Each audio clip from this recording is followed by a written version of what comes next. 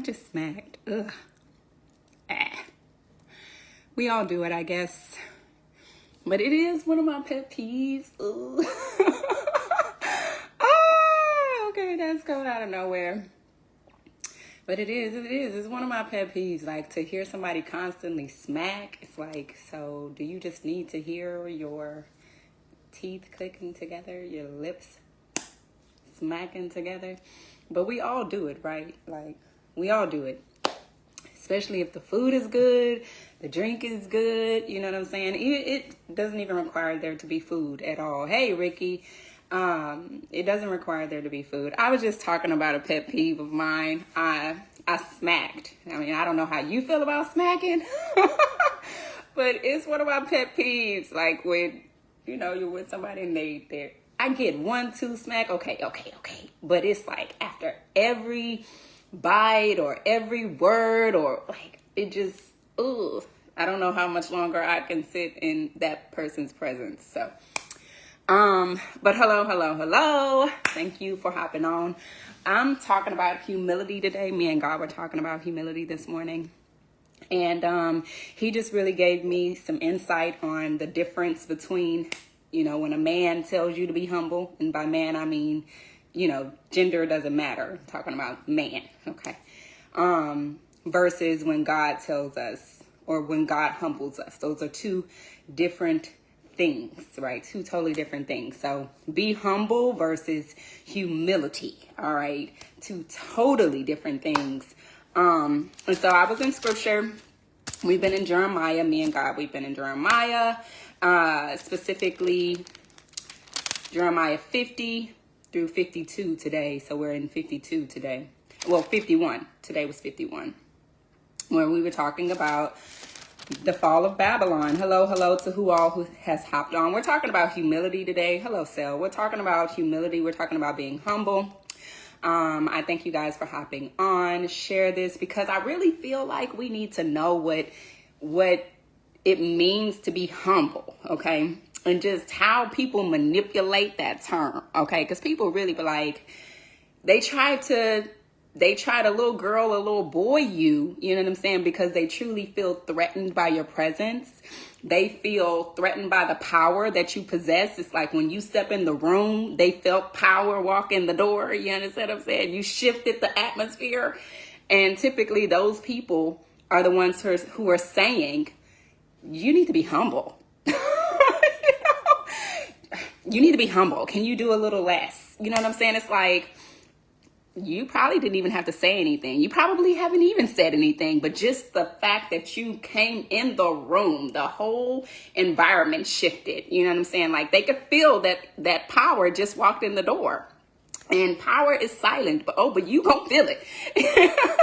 You know what I'm saying? Yes, the people want you to be humble they want you to be humble when they're intimidated by you, when they're threatened by your presence. And it's really that these people have not yet learned their own power, right? Like, that's the reason why you make them feel uncomfortable, because they don't know the power that they possess, and they're not able to take up space, and they feel you taking up space, and it makes them feel that much more smaller because they're not able to stand in their own truth.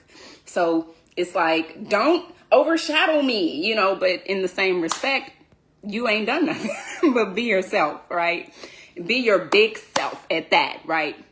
And a lot of people are really uncomfortable playing small, but they don't even realize that they're playing small until they're introduced to big energy, okay? And you just being you, and this is something that, you know, I've dealt with my whole life, you know. Sometimes people that have that big energy don't even know that they have that big energy until somebody feels threatened by it. It's almost as if that's the alert. That's when we get the notification. It goes off in our head like, wait a minute. I haven't even done anything. I haven't even said anything. All I did was show up. Like, what are they feeling? All too often, you know what I'm saying? Like, we have to come into the realization of our own energy, and most often that's by way of other people. and how they feel when they receive your energy, right? So yeah, that's when you hear people who are like, they'll tell you to be humble because they are threatened by you taking up more space. And they're truly uncomfortable taking up little space, but it's your presence that reminds them that they are not taking up space. And like I said, people just really can't face themselves. They can't look themselves in the mirror and say what's real. A lot of people live lies. That's what me and God were talking about today. Like, they be lying. They're lying to themselves, and they're living in these small lives. They're living these small lives. But what he wanted me to share pretty much was about the visionary, right? The visionaries of the world. And this is really, I'm not saying men are not visionaries. I'm not, okay? I'm not. But I am saying that women have this ability to visualize things, okay? Like, that's where the whole concept of romanticizing things, right? Women are great romanticizers, all right? And in our ability to romanticize is our ability to visualize things, right? And in that visualization, we see all these desires, and hear me out, because again, this isn't to bash my men, but I want to give you guys just a way that you know that women are visionaries, okay? That it's a natural ability for us, right? It's in the intuition, if you will, okay? When a woman meets a man that she might be interested in, or she's like, oh my God, he's handsome, our first reaction, okay, I'm not going to lie to you, our first reaction in our mind, we've already pictured the picket fence. We've already pictured when we're getting married, the wedding dress. In our mind, like, you didn't have to say a word. You may not even have said a word. All right. You may not have even spoken to us. Okay. Acknowledged us, but she sees you, and instantly, if she likes what she sees, she's picturing y'all's kids. Okay, she's picturing the wedding. Okay, she's picturing y'all going on vacations. Okay, she sees it all instantly. All right, she's able to romanticize. Hello, all who's hopped on today. We're talking about humility and being humble, how they are two different things. Okay, but right now we're tapping into romanticizing and visionaries. All right, and just how women possess this skill and this quality. And this is one of the reasons why you hear people say that a man with a plan needs a woman with vision. Okay, a man with a plan needs a woman with vision. Okay, so yeah, women are able to romanticize instantly. We don't need anything to really play into that. But what tends to happen is that women have this ability to romanticize, but not all the time can we vocalize. And that tends to be the disconnect in our manifestation or our manifesting ability. Okay. This is where the term be humble comes into play, because a woman is able to see all that she desires, quite often it's extravagant. Okay. It's extravagant. It's big. Okay. And when maybe at some point or another, this woman may have shared what she wanted. Maybe she shared, and this is, you can think of the story of Joseph in the Bible, you know, where he tells his brother what he sees and they hate him the more. All right. She shares whatever it is. And again, this isn't just for women. I'm not saying that men don't visualize or that men are not visionaries. I'm speaking as a woman. Okay. But she may have told someone before what she was dreaming or what she saw, and someone made her feel as if she was asking for too much, okay, or that wasn't possible, that it was impossible, and they tried to humble her because they may or may not be able to give that to her, and or may not see that for themselves or even think that it's possible for themselves. So who is she to think, right? And this is how people will try to humble you. Okay, we'll try to humble you, your dreams, your aspirations, what you see for yourself, what you desire for yourself. And what that does is it blocks your throat chakra. You stop speaking about what you know you deserve. You already know. The fact that a woman can see it, or a man, okay, let's leave the gender out for a quick second. The fact that you can see it says you already know that you deserve it. The fact that you can see it says that you already know you have it. Okay. The fact that you can see it, it's already in the spirit realm. You've already received it in the spirit realm, but the natural attraction would be your word. You have to speak it into existence. You have to speak it into existence in the natural and material world, right? But like I said, when you have those situations, those people who try to humble you because they themselves are disconnected from their God source, they're disconnected from their intuition, they're disconnected from their self-worth, okay? They're disconnected from their own self-esteem. They lack self-esteem, they lack self-worth, they don't believe in themselves, they don't believe in God. They don't even realize that God is in them, okay? They're still looking in the sky. You understand what I'm saying? They're still looking in the sky, all right? They're still looking outside of themselves for their self, right? So who are you to dream big? So they got to humble you. They got to little girl you, you know what I'm saying? They got a little boy you know what I'm saying? Well, what are you even talking about? Why do you think that you deserve this? And it's all a reflection. You got to remember that. People only treat you how they treat themselves. It's really a reflection of what they feel they deserve. It's really a reflection of what they feel for themselves, and they have to project that onto you for them to feel comfortable. This is why we're talking about walking in and feeling big, walking in and taking up space. You know what I'm saying? You don't even have to say anything. It's just the fact that your energy introduces you, and people feel big energy. I mean, you can't. You have no choice but to, right?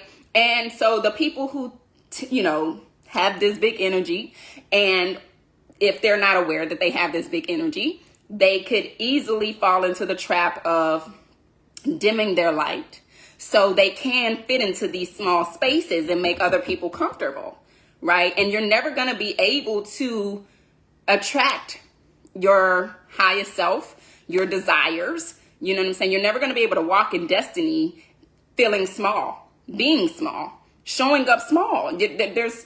You just can't. It doesn't work that way, okay? It does not work that way. So if you're in spaces where, like I said, they're wanting you to be humble, maybe they're not saying be humble, but anytime you speak on what you want, what you desire, how you feel, they counteract that with negativity, or they don't make space for your big energy, okay? They're literally telling you to be humble.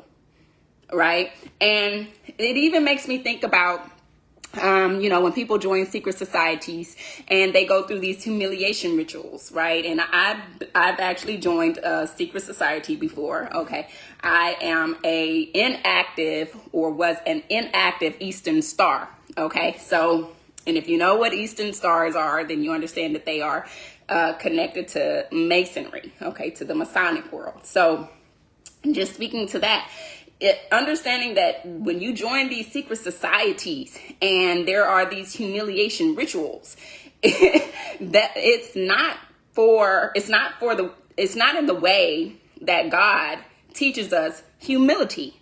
Okay, God teaches us humility to develop our character and to also reveal to us our power and where that lies within Him. Hello, Gavin. Hello, Kima. Where our power lies. That's why God shows us and teaches us humility. All right. That whole be humble versus humility is a very, very, very fine line. Hear me out. Like I said, God teaches us humility because in humility, we learn order. We learn when we tap into His power, meaning which we are beneath God. All right.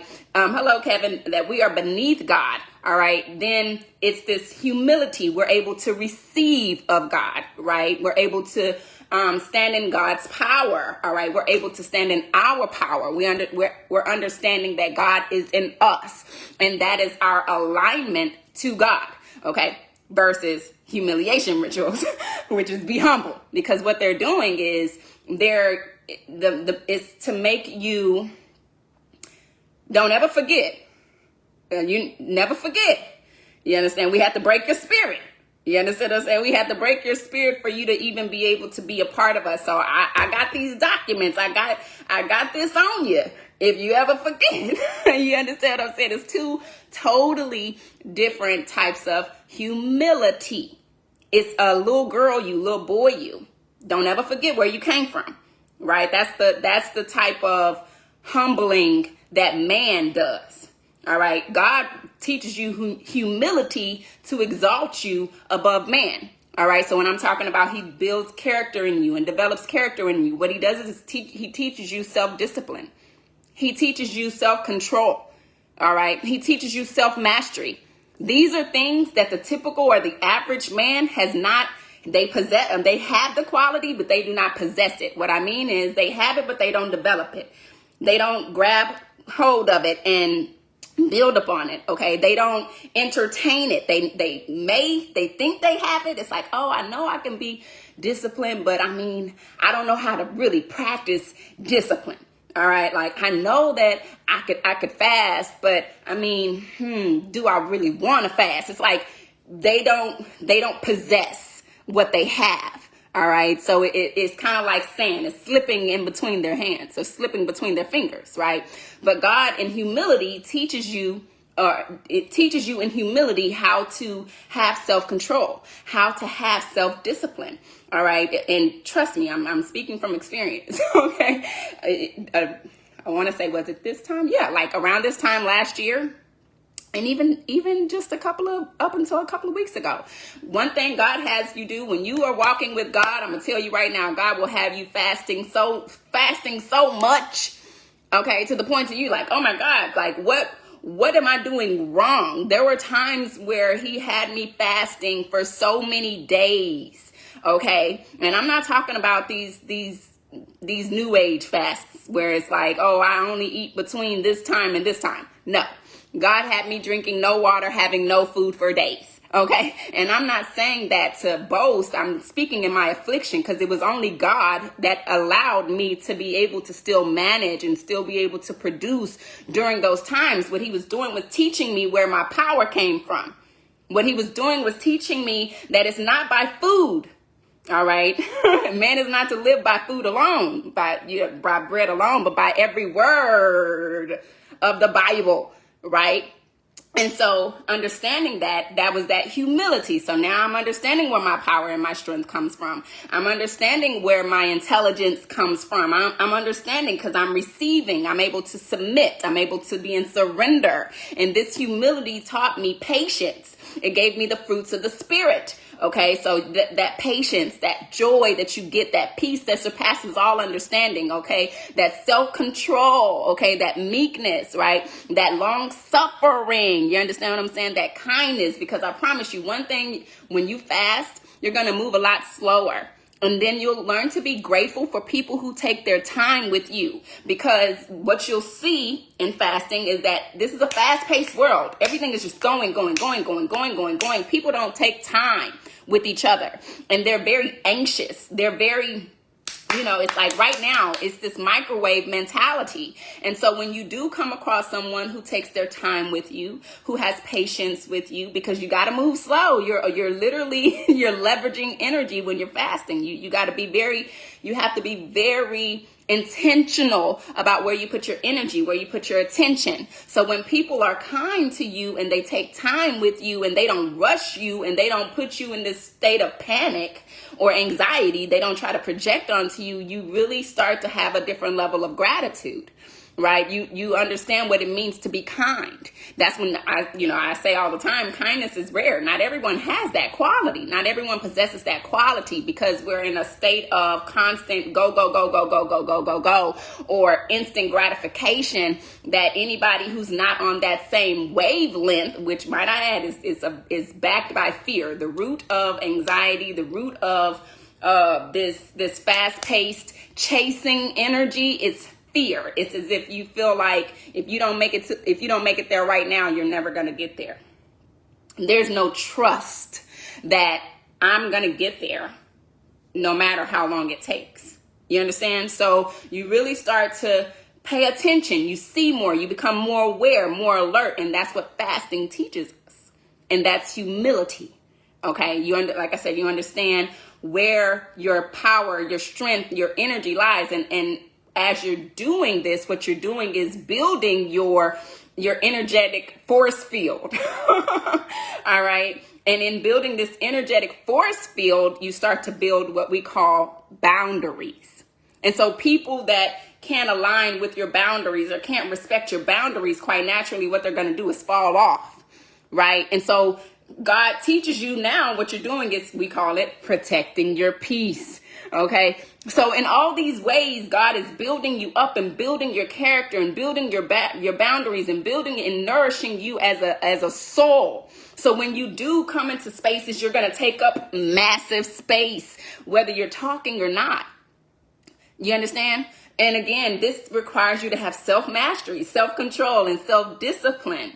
And in that way, now God is doing what? He's exalting you above other men. Because not everyone has the self-discipline. Not everyone has the self-control. Not everyone is going to take time to build themselves in God. You understand? So totally different than be humble. You understand? And I'm saying all of this because, again, I feel like women too often are told to be humble. Hey, Chris, are told to be humble. You understand? Too often, which I do feel like that's why a lot of women, they're able to romanticize. They're able to see in their mind what they want, what they desire, what they want it to look like, how it's supposed. They can see it. Okay, it doesn't take much. They can see it, but they don't vocalize it. And we hear this so often. Men are like, you ask a woman what she want to eat, she don't know. It's not that she don't know. Okay, I'm telling you, it's not that she doesn't know. It's that maybe somewhere down the line in her childhood or in her past, somewhere whatever she's wanted, she spoke on it, and somebody made her feel like it was too much. Somebody made her feel like she was asking for too much, to the point to where now she's afraid to ask. You understand? So that's another thing. It's like we're so quick to label. We're so quick to, throw someone off, discard someone or to say, well, they got this issue or it's this. It's like, no, you don't even understand. You don't even understand where all this is coming from. You don't understand what this person may have been through. And that's another thing that God teaches you, like I said, with humility, is that you're not just looking on the surface of things. You understand what it means to be vulnerable with people. You understand what it means to be transparent with somebody. You understand what intimacy really means. You understand the depth. You understand that when you're looking at that person, that is literally just a shell of who they are, but that there's a well within that person. There's so much more to that person. And you become interested in that person and not just what you're seeing. See, that's what God teaches us when you're walking with God. This is that humility, right? Okay. And so, yeah, women are we're typically, they say we don't know what we want, but it's not that. We already know what we want. I promise you, we've seen it. We saw it. Okay. We've probably been humbled before. Somebody has probably made us feel like what we wanted was too much.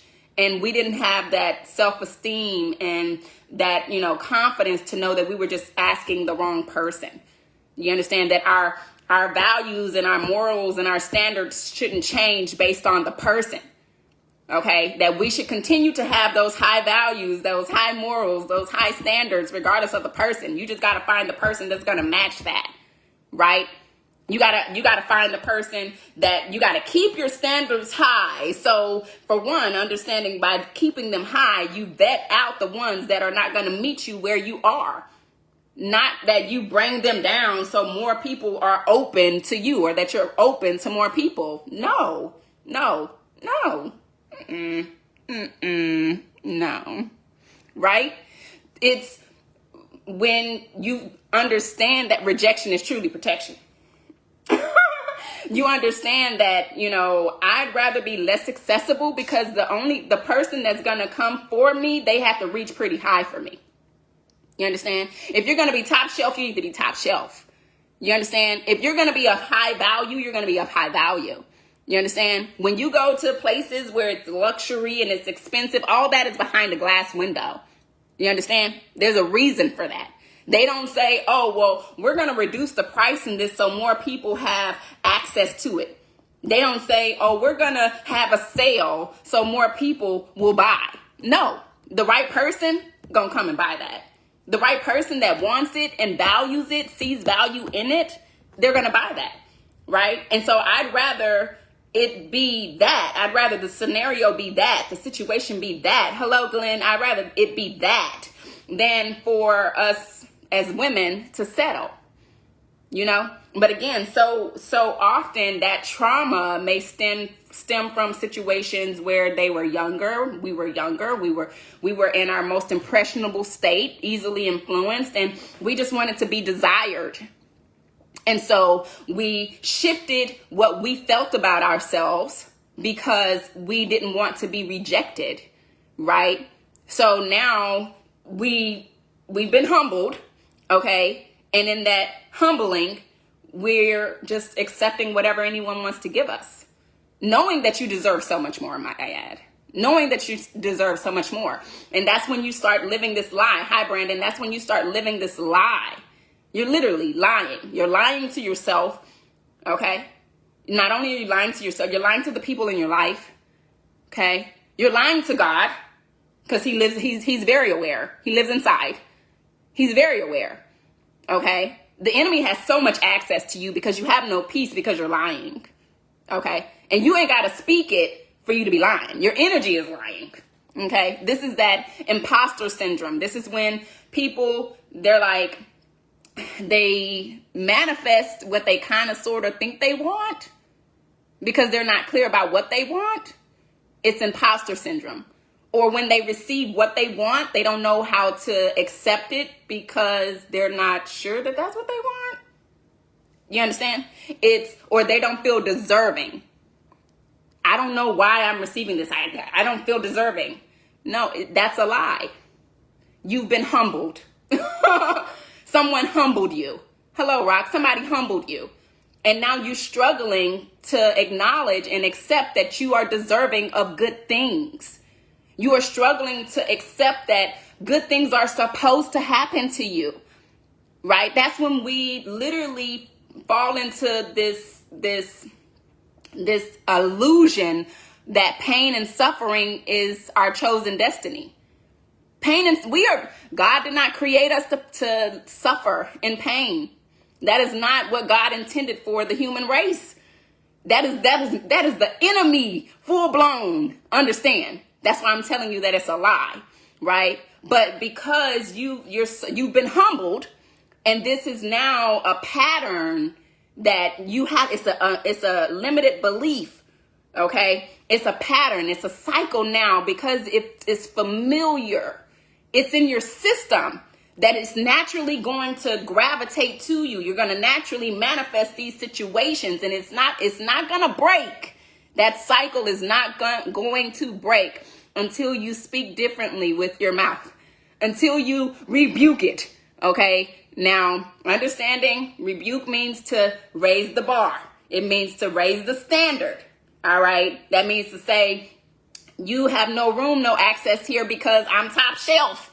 All right. I'm that apple that sits high in the tree. Okay. This is why those boundaries, literally rebuke is to set a higher standard and to raise the bar. Have a boundary. All right. And that's what keeps us safe.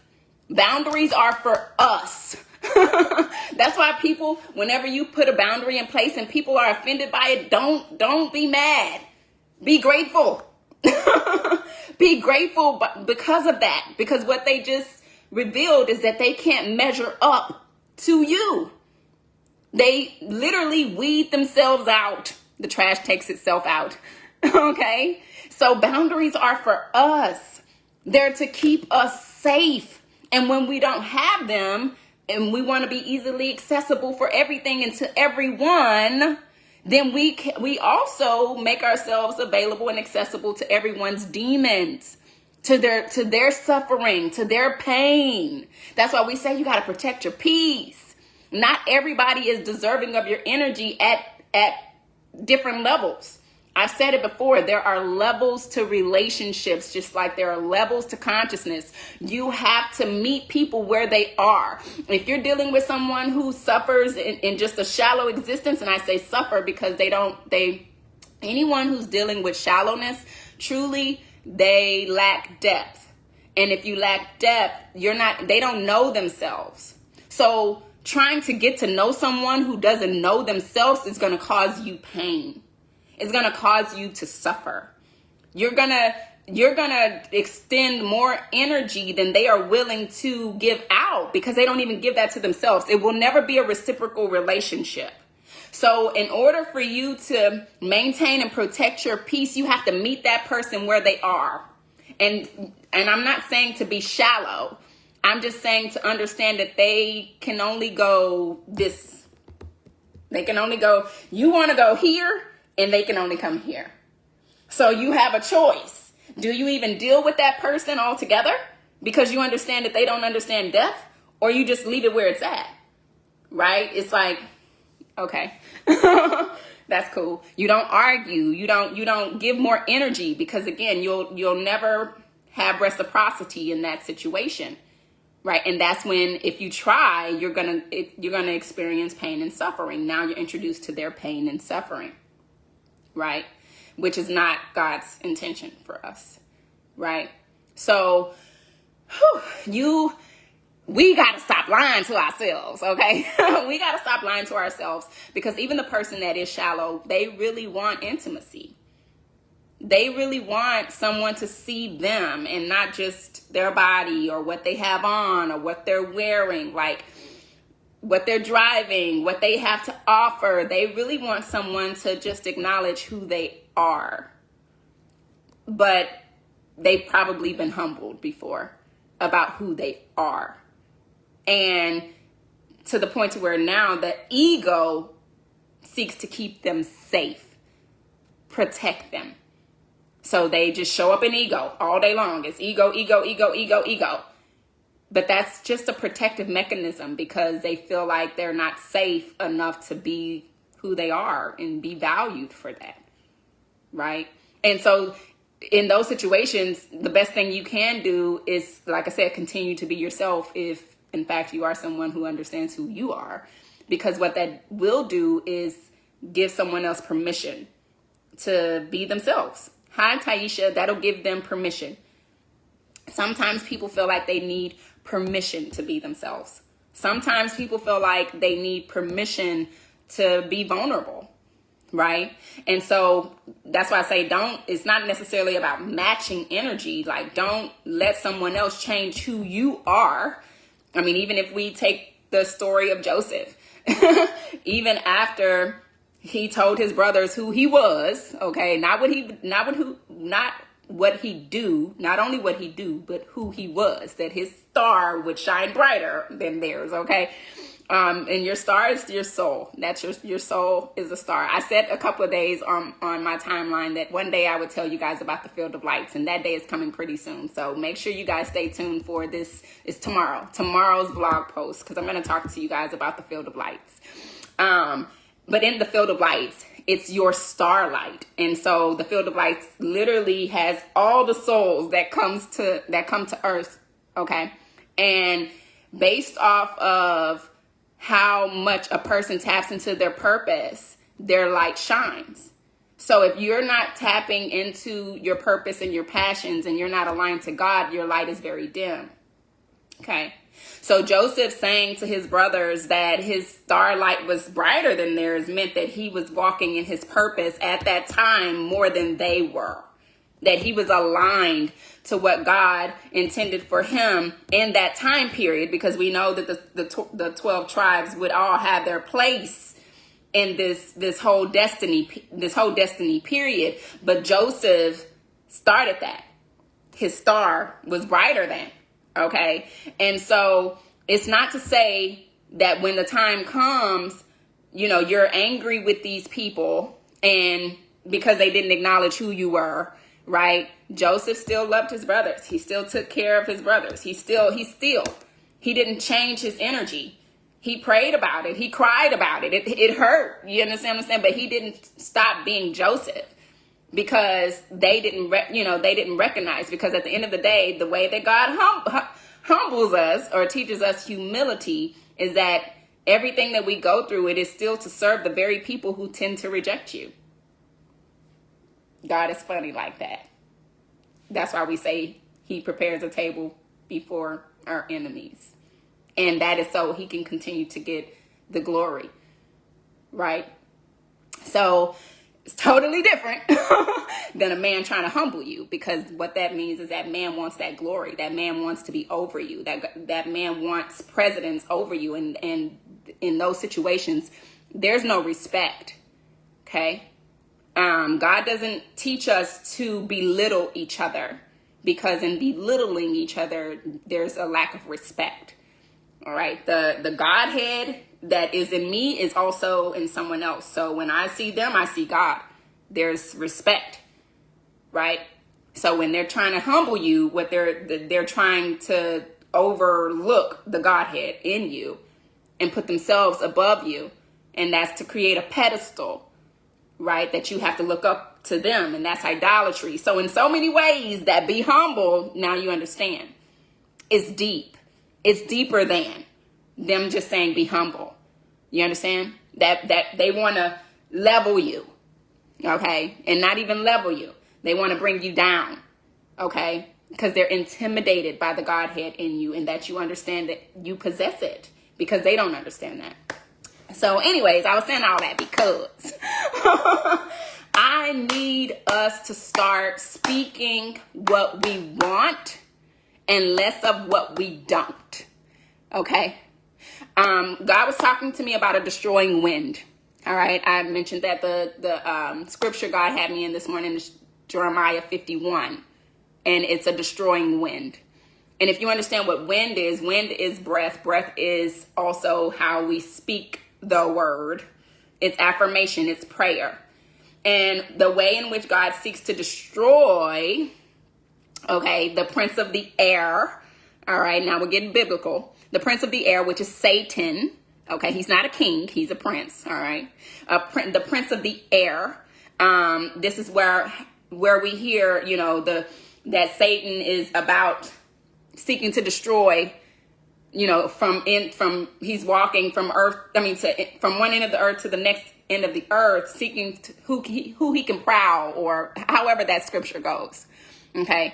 What that is saying is, when we speak things into the atmosphere, literally Satan is listening by way of demons. All right. And these demons being people. Okay. In those territories, in those regions of limited beliefs and traditions. Okay. And when we speak these things that we want and we desire to those demons by way of a person, and that person speaks fear into your desire. Hello, Nichelle. Right? What that does is destroys your confidence to acquire that thing in which you speak. And that is the way that Satan destroys. Okay. So God is using that same wind that he created, okay, breath, which is God, okay, to destroy Satan's plan. And that is by way of confidence. So we have to start speaking with confidence and authority, that in which we desire. And in Jesus' name, ask it in Jesus' name. Okay, because we know that Jesus' name is above. There's no name above that name. All right. And that every demon will submit to the authority that is Jesus Christ, the authority of that name. So God is saying that whatever it is that you're asking, you need to start asking in Jesus' name. Okay. You need to start speaking. And let's just be very clear. If you're suffering from a blocked throat chakra, right? You may be really, hey, Mama Ken, hey, Ken, you may be so caught up in your head about what you're saying, how you're saying it, okay, that you don't say it at all, because you feel like, I don't know how to say it. I don't know if I'm saying it right. I don't know if it makes sense. Listen, screw that. Don't worry about how it sounds to someone else. You have to open your throat chakra. So that means you need to speak it. And then as you gain more clarity surrounding what you're speaking, you can fine tune the language. Okay. But you gotta first break up. It's like you got phlegm in your throat. You understand what I'm saying? You gotta break that. You gotta cough. You gotta cough it up. Okay. It's the same thing with your prayer. It's the same thing with your desire. It is the same thing with your affirmation. I don't care what it sounds like right now. I just need you to say it, sweetheart. Okay. We'll fine tune it as we gain clarity, right? You know what you want, and I know you know what you want because you can see it, okay? I'm talking to my women. You know what you want. You can see it, okay? You're the visionary, all right? It don't take much. You woke up this morning with a vision, I promise, right? So understanding that you saw it, now you need to speak it. So if you're not comfortable saying it aloud, then to someone else, journal it, write it down. And if you don't want to write it down, then get on your voice memo. That may even be better for you. You need to get comfortable hearing your voice. Hi, Serzi. You need to get comfortable hearing your voice. There's a rhythm. There's a melody. It's harmonious. It's your frequency. This is why, what they call it, code switching. So, all right, story time. I used to be in corporate America. You understand what I'm saying? So I understood just in experience that if and when I had this high-pitched voice, okay, I seemed to be more easily accepted by people, and those people really didn't matter, but I'm just saying, you know what I'm saying? They felt less threatened by me when I had this higher-pitched voice versus this deep voice that I have. You understand? And so they call it code switching. You know, when you can get on the phone, it's like your customer service voice. You understand? Well, that's also imposter syndrome. So you need to start to hear yourself in the way and in the voice God gave you, because it's a signature. Your voice is a signature. Okay? And so when you speak in your signature, then everything that is anointed to that signature can make its way to you. It recognizes it. That's why Christ says, my sheep hear my voice and they follow me. Imagine if Christ was to have been speaking in a voice that wasn't his natural and authentic voice. How could they hear to follow you? Right? So you have to speak in the voice, in the language, in the harmony, in the tone in which God gave you. Because your blessings are tied to that authentic signature. So maybe voice memos might be the better thing for you right now, because you need to get comfortable with hearing yourself speak, you know? And maybe you need to, excuse me, I had coffee. Maybe you need to start getting more comfortable hearing yourself ask for things, because that's another thing that I feel, like I said, women often were humbled. You came across somebody, you know what I'm saying, say, you know, Joe Schmo, and you told him you wanted a sundae, you know what I'm saying, and he was like, you just don't get this ice cream cone. And you're like, but I really wanted a sundae. But he made you feel like wanting that sundae was too much. You know what I'm saying? That you were only worthy of that $1.29 ice cream cone from McDonald's. You understand? When you wanted that whole sundae from Sonic. You understand? So you have to get comfortable with asking and hearing yourself ask in your voice, in your signature, right? So God can really start to show you. Because hear me, when you start to speak in your signature, God can start to answer your prayers. And in that answered prayer, he's building your self-esteem and your self-worth to know that you are deserving. And once you understand that you are deserving, you will learn to ask for a lot more. Okay? It is God's delight to give us the treasures of heaven. God did not intend for us to have and experience pain and suffering. Do you not know that in the light kingdom there is blessings raining down all day long? I'm speaking from experience. I'm living in an answered prayer right now, and not one but many. This energy right now is ripe for it. So many people, and this is just a testimony, okay? This is a testimony, okay? My birthday is in 11 days. And I say my birthday, but it's my incarnation date, okay, here in this earth realm, all right? And one thing that I've always heard is that people really have a problem with people born in this energy, all right? And fact of the matter is that this energy is love, okay? But a lot of people aren't comfortable with love because they are so used to pain that when they experience love, they demonize it. You understand? I mean, if I was to be speaking to you guys in a language that you understood, a lot of people these days, you know, we're speaking now, speaking to the lower world, they think about zodiacs, and you always hear about how there's these lying Libras. You always hear about how, you know, Libras are the most hated, right? But again, you know, and again, just speaking to you guys in a language that maybe you understand, the energy is love. And it's a mirror. So whatever you're receiving from this person, if you're uncomfortable, it's you. They're mirroring you to you. And people do not like that. Because a lot of people can't see themselves and love themselves. You understand? So they project it. It's you. It's not them. It's like, oh my God, they're lying. But I promise you're lying. I promise you it's you. I promise you it's you. I promise you somewhere in your life you're living a lie. And what they did was reveal that to you.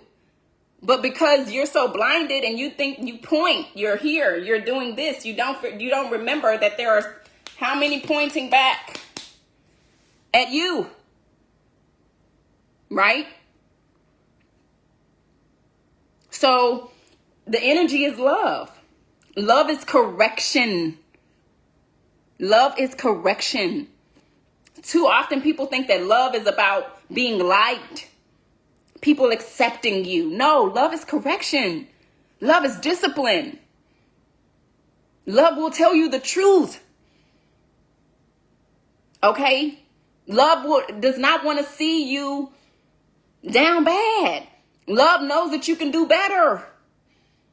Love will tell you that. But a lot of people can't receive that. They'd rather you be nice. You know, love is kind. Kind is someone being able to tell you the truth in love. But they'd rather you be nice. Being nice means I'm going to tell you what you want to hear. That means I do not love you. Because I'm going to allow you to settle for less than who you are. For less than what you are capable of. Do you understand? And again, this is about energy. It's really not about, quote unquote, I would say the zodiac. Because I want you to understand that even in, say, zodiacs, that there's, I think it's called the, I have to get the word for it. It's the 12 tribes. And so in, say, the 12 tribes, the Libra is equivalent to the Levite. And if you know anything about the Levite, you know that the Levite were the priests. And the priests were those who had the relationship with God. Their inheritance was not here in this earthly realm, but their inheritance was God. And what is God? God is love. So when people are bashing, that's what they're bashing. You understand? The Levite was the priest, meaning which they preached the word. They were the justices, the judges. They told the truth. Just saying. So, I'm a Levite. I'm a Levite, okay? And again, people, they're upset about that. Moses was a Levite. Aaron was a Levite. Do you understand? They were ready to stone Moses. You brought us out here to perish. He's like, I saw so much. God told me that there's so much more for us. I came to save my people. Let my people go. Right? And then they're in the wilderness mad because they can't see God. Because they don't trust God. Because they don't trust God's messengers. Right? They didn't understand that it was about trauma for them. That even when God revealed himself to them, they feared. They feared. A wonderful sight to see. Do you understand? And so they fear the person that possesses that godlike quality, which we all possess it, but some of us just are more in tune. So I'm saying all that because, like I said, we have to get back to speaking the things that we desire. God put it in your heart. God put it in your heart. And not only did he put it in your heart, he's asking you to speak it because you already see it. And so there's this connection, this mind-heart connection. These are brains. These are spirits, okay? Those are consciousness. And God is saying, I need you to speak it. Specifically, those of you who are born in this energy. Because you speak truth. And the fact of the matter is you may have been programmed or conditioned not to speak your truth because people have demonized you. Right? And God is not pleased with that. And judgment is here. Okay? Judgment is here. All right? And so, yes, your words, your affirmations, all right? Definitely we need to be speaking that. We need to be praying. God is answering prayers right now. He's answering prayers right now. God is answering prayers all the time, but specifically God is answering prayers right now. We are under an open heaven in this season. Okay? Everybody's been speaking about the year of the door. Well, we're in it, baby. You understand? It's an open heaven. Okay? And so you're going to receive what you speak and you're going to see it manifest very quickly. It's manifesting like this. Okay? Open heaven season. All right. And specifically, this is obviously for my ladies. If you're struggling, okay, that's why we're doing my Realign Masterclass and workshop, because it's no longer about you. This is why it's such a angst, I would say, or such an urgency surrounding speaking because of the season. It's no more playing. It's no more games. Like we are literally in a season where God is calling his people. And I mean, it's you're either going to come or you're going to be dragged. You're either coming or you're dragged. So you choose. Okay. But either way it goes, destiny is here. So ladies, if you are feeling this call and you know that God is calling you, you feel it.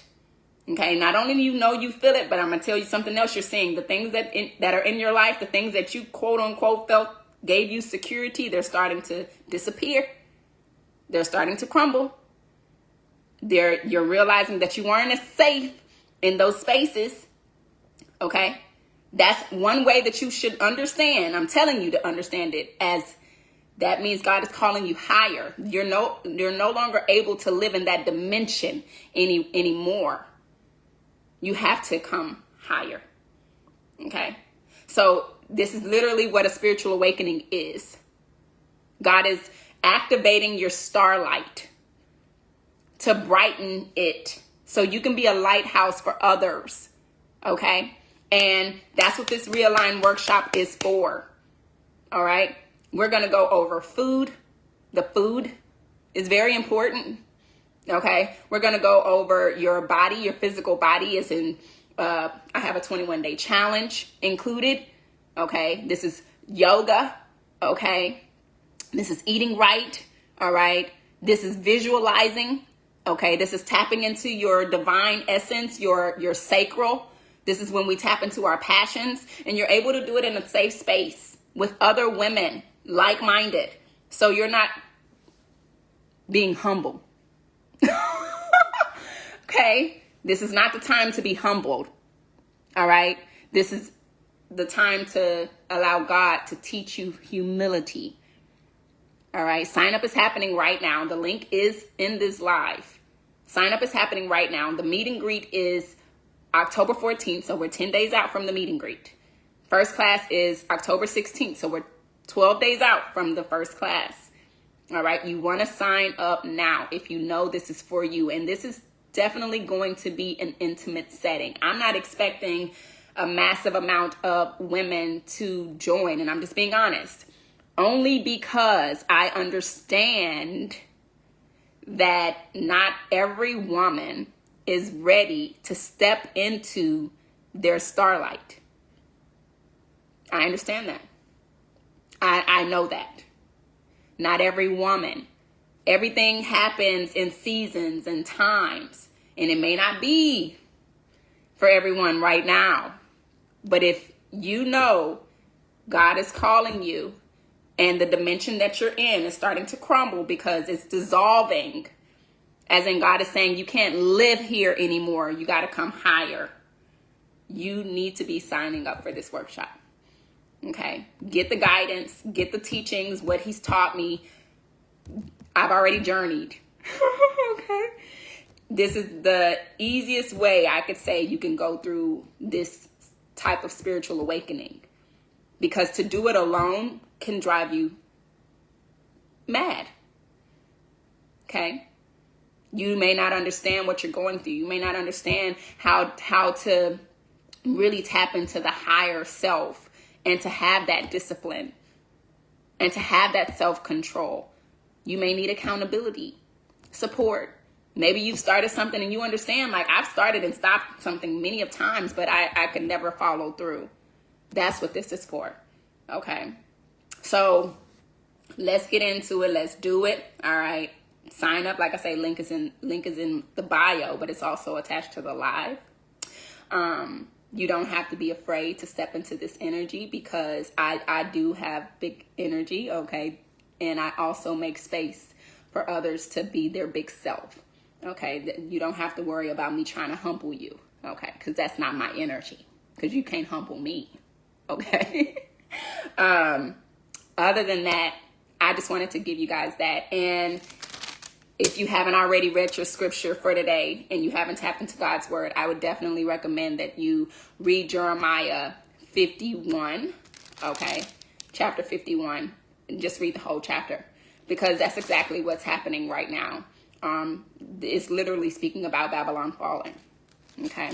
It's literally speaking about you needing to deliver your soul from Babylon, which again it's what's crumbling. So I love you guys, and thank y'all for coming and talking to me on my TED Talk. Okay. Until next time.